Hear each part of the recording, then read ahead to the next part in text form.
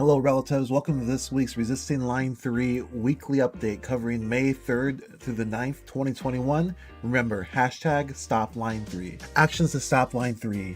National Day of Awareness for Missing and Murdered Indigenous Women. On Wednesday, May 5th, groups and individuals across Turtle Island held space and dressed in red to remember, honor, call to, and grieve missing and murdered Indigenous women and relatives. In St. Paul, Minnesota, community members put up an art installation on the Capitol lawn and held an open mic to hear from the MMIW-R survivors and share remembrances, words of support, and engage in collective healing. Water Protectors blockade Enbridge Line 3 man camps for MMIW G2S Awareness Week.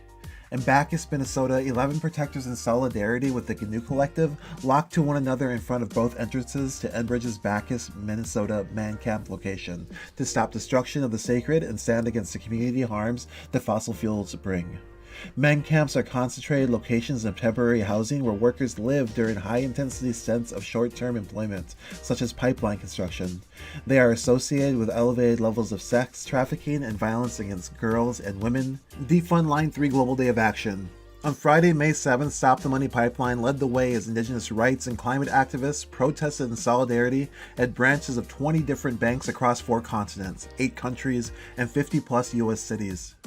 From San Francisco to New York, from London to Geneva, protesters marched, held die-ins, blockaded, and painted murals, demanding that big banks revoke their financing for Enbridge and its dirty pipeline projects. Activists in the U.S. focused on the top 5 U.S. financers of Line 3, Citibank, Wells Fargo, Bank of America, J.P. Morgan Chase, and Truist. The largest worldwide funders of the pipeline are TD, Bank of Montreal, Scotiabank, RBC, and CIBC. May Day for Mother Earth. Paddle protect the water. May Day for Mother Earth. Paddle to protect the water. On Sunday, May 9th, Tanya Abed led a May Day for Mother Earth.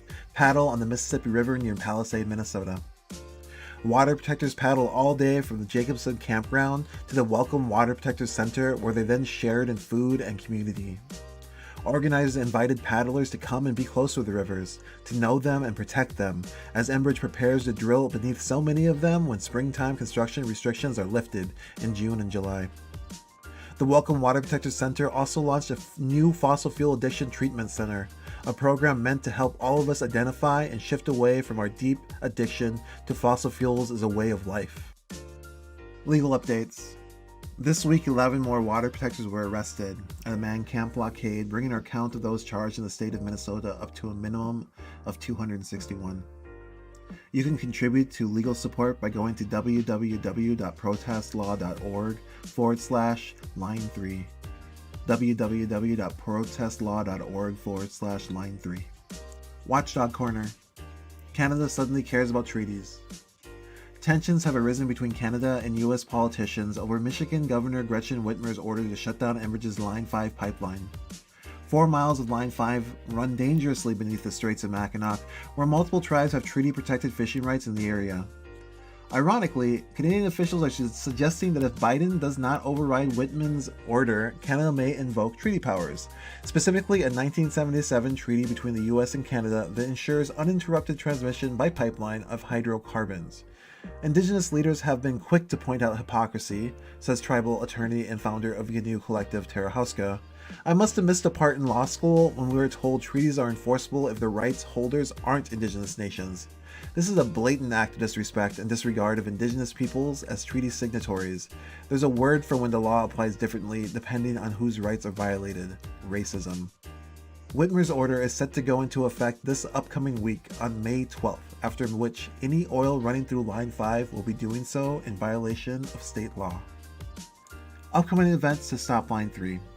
On Tuesday, May 11th, there's a Resist Line 3 orientation call. It's a great way to figure out how to plug into the movement. You can go to this tinyurl.com/resistline3 and you can see the orientation calls there and figure out how to schedule, figure out where you can get plugged in. Also on Thursday, May 13th, there's a Stop Line 3 caravan tour put on by Men 350. You can be at the Quick Trip in Carlton, Minnesota at 11 a.m. Also on June 5th through the 8th, Treaty People Gathering, a mass mobilization to northern Minnesota with civil disobedience and solidarity to put pressure on Biden to be the climate president he claims to be. You can sign up and learn more at treatypeoplegathering.com. That's treatypeoplegathering.com.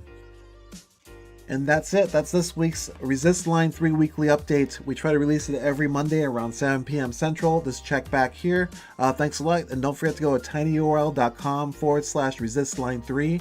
That's tinyurl.com/resistline3. And we'll see you next week.